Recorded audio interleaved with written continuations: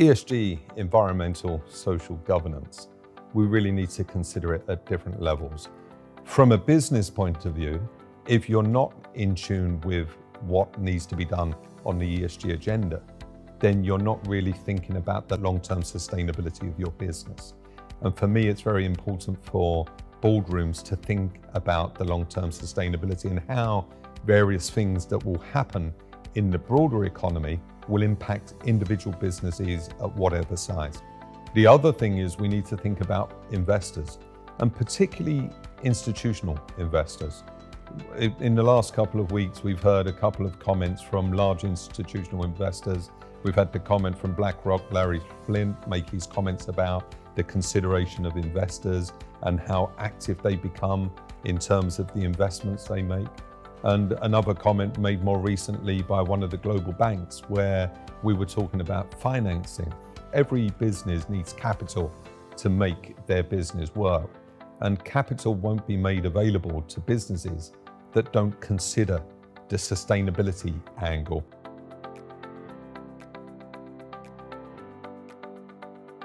The first number one challenge for business is often the balance between profitability and doing the right thing.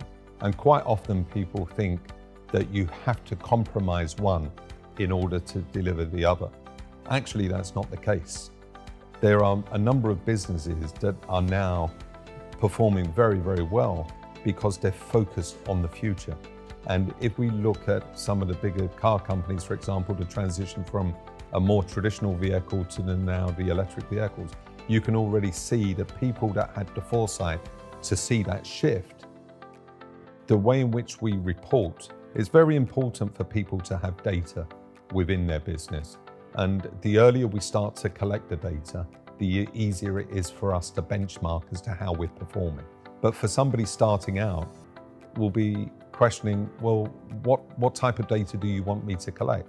And there are some global initiatives to help us collect data. So science-based targets is one of the ones that many large corporates are now following. We're starting to see that many of the global exchanges are also now implementing targets and requirements for people to report against. So you've got the ISSB emerging now in terms of setting standards. Hong Kong Exchange are giving their own guidelines. And so we're now seeing frameworks being established. More importantly, once they've got the benchmark data, they can then start to manage their progress towards net zero together with the whole of the society. There are no trade secrets when it comes to what we need to achieve, because I'm afraid to say the problem with climate doesn't stop at any border or within the boundaries of any particular company.